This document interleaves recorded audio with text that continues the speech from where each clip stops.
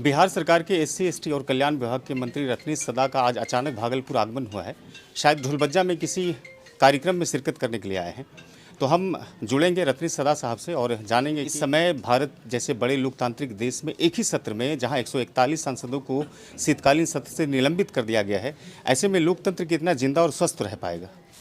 Sir, अभी एक बड़ा खबर सामने आया है कि 141 सांसदों को निलंबित कर दिया गया है।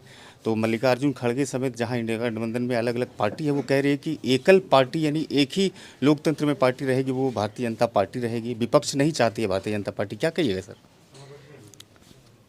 मैं देश की जनता से निवेदन करना चाहता हूँ, जिस तरह से देश की जनता को आवाज़ को दबाया जा रहा और विपक्ष ही सरकार की आँख होती है, कान होती है, जो कमियां होती है विपक्ष उनको दिखाती है, लेकिन विपक्ष की बात सुनने के लिए वो कभी तैयार नहीं है। बीजेपी वाले खास करके आदरणीय प्रधानमंत्री ये नहीं सुनना चाहते हैं कि हमारे विरोध में कोई बोले। वो अच्छी अच्छी बानी सुनना चाहते हैं जो हमारी वाहवाही कितना हो, और उसी के इशारे पर, अमित शाह के इशारे पर 141 सांसद को निलंबित किए। ये देश के लिए खतरा की बात है, देश की जनता की आवाज़ को दबाने की बात है। इन्होंने देश की जनता की आवाज़ को दबाने के लिए 141 सांसद को निलंबित किया।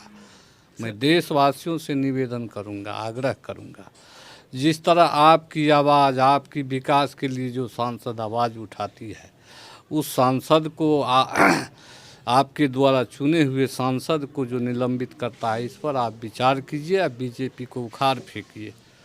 मैं कहना चाहूँगा, आज अगर यही कांग्रेस का कोई सांसद वो संसद में जो गैस फायरिंग हुआ है, अगर बीजेपी, कांग्रेस का, आरजेडी की या इंडिया गठबंधन का जो भी दल का सांसद अगर उसको पास बनाते संसद भवन जाने को तीनों लड़का के, तो आज उस सांसद को गिरफ्तारी तो जेल में होती, और उसका जो नेता था उसके ऊपर ईडी, सीबीआई, इनकम टैक्स घूमने लगता। लेकिन बीजेपी के सांसद मैसूर से हिम्बा साहब के ऊपर कोई कार्रवाई नहीं हुआ। मैं कहना चाहूँगा आपके चैनल के माध्यम से, अमित शाह को इस घटना से सबक लेना चाहिए और देश की जनता से माफ़ी मांगना चाहिए कि हमारे नेतृत्व, हमारे कार्यकाल में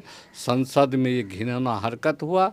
अगर मान लीजिए खिलौने लेकर वो चला गया, ये वहाँ जो एजेंसियां हैं, वहाँ जो प्रशासन है, इसमें तो चूक हुई है, लेकिन चूक हम नहीं मानते हैं। सर, एक बड़ा सवाल ये है कि संसद के लिए जो बहुस्तरीय सुरक्षा एजेंसी होती है, उसके जो बड़े अधिकारी हैं, उनसे कोई अभी तक कोई जवाब नहीं मांगा गया, उनको किसी प्रकार का शोकॉज नहीं पूछा गया, और एक तरफ लोकतंत्र मजबूत होने की कवायद कहते हैं और कहानी कहते हैं। आप सुनिए, ये उनका साजिश है, बीजेपी वाले के साजिश है। हम कहें ना, अगर हम विपक्ष के कोई सांसद अगर उसका पास बनाता तो आज वो जेल में रहते, लेकिन उसका मैसूर का सांसद जो है खुले मन से मज़ा मार रहे हैं। आप ही के पार्टी के जो राष्ट्रीय अध्यक्ष ललन सिंह ने कहा कि अगर कोई मुस्लिम होता तो न जाने कौन कौन सी धाराओं में केस बुक होता। तो हम बता रहे हैं कौन कौन धारा वो थी, क्या कहते, रासुका लगता, कौन कौन लगता, कोई पते नहीं था। लेकिन मतलब इनके पार्टी के लोग गलती करे तो कोई ज़रूरत नहीं। अच्छा, आखिर में एक सवाल सर लेंगे।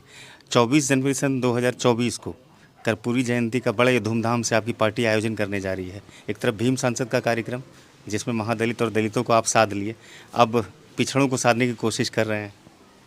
सब सधा हुआ है और सब पूरे उमंग के साथ, पूरे खुशी के साथ, जाति जनगणना के आधार पर जो सबको हक अधिकार मिलने जा रहा है, एससी एसटी के लोग को हक अधिकार मिला, तो वो खुशी से अपना वेटनरी मैदान नहीं पूरे पटना को पाट दिया।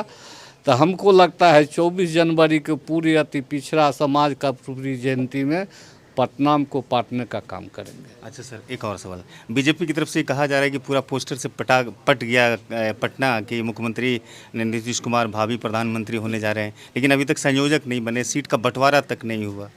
वो जुमलेबाज है, क्या क्या फिरका परस्त करेंगे। पहले कहता था लिट्टी चोखा खाने के लिए आया है। जी हाँ, जी जी। जब लिट्टी चोखा का प्रभाव देखा, नीतीश कुमार को प्रभाव देखा, तो अनन फनन में वो भी दिल्ली में बैठक किया। कल ही जो बैठक हुआ तो उससे 18 तारीख को अमित शाह पूरे बिहार के सांसद को बैठा करके विवेक ठाकुर के यहाँ, और उन्होंने गाइडलाइन देना शुरू किया, निर्देश देना शुरू किया कि अभी से ही अपने अपने क्षेत्र में लगिए, जनता के बीच जाइए, लेकिन उसके निर्देश का कोई असर नहीं पड़ेगा। उनके सांसद का क्षेत्र घूमना नहीं घूमना बराबर होगा। सर शुक्रिया सर बातचीत के लिए। चलिए, बहुत बहुत धन्यवाद। तो ये बिहार सरकार के SC/ST और कल्याण विभाग के मंत्री थे रत्नेश सदा, जो कि हाल ही में 2023 में ही संतोष मांझी के जाने के बाद मंत्रालय में जिम्मेदारी इसे मिली है और नीतीश कुमार के बहुत करीबी माने जाते हैं। फिलहाल इंडिया गठबंधन और संसद में हुए जिस तरह से घटनाक्रम है उस पर सीधे तरीके से इन्होंने राष्ट्र भारत के माध्यम से जवाब देने की कोशिश की है। बातचीत अच्छी लगती हो तो शेयर जरूर कीजिए। धन्यवाद।